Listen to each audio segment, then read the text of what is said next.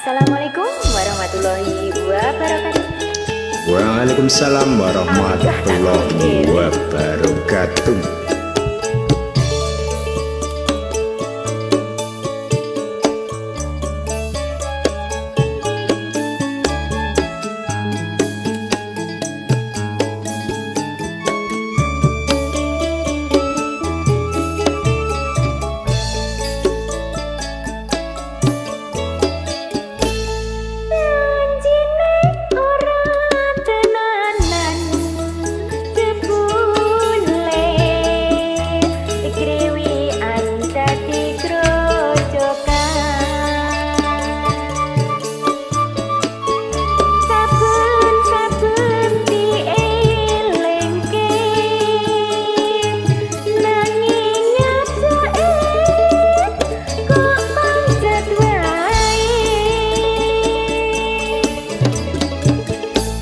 Mula-mula wis bedaku yo dek yo wis pancen dadi nasibku.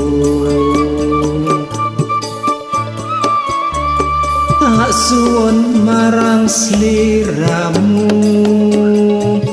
ojo dadi runti ing hatimu.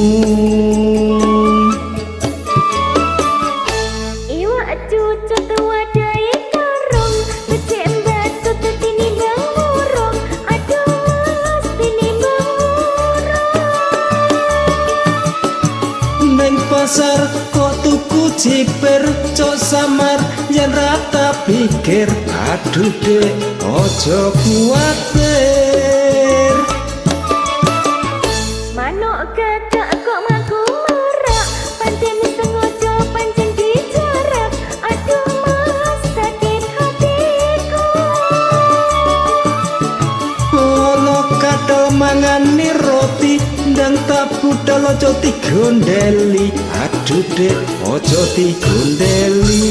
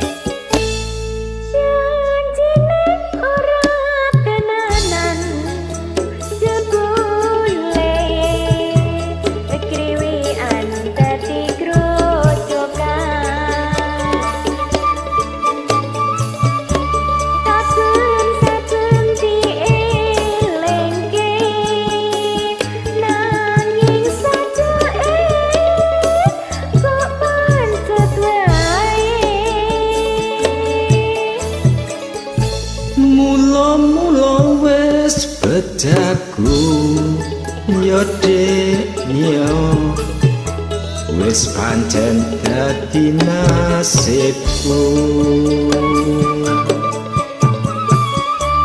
Tak suwun marang sliramu, ojo dadi runti ing hatimu.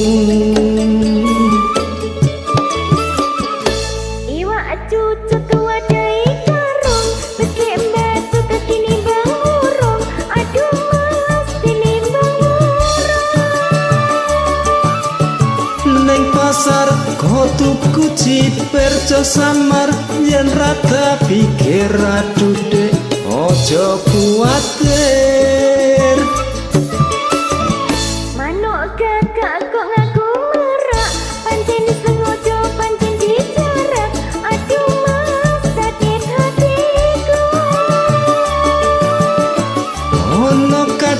mangani roti nang tabu dak ojo digondeli aduh dek ojo digondeli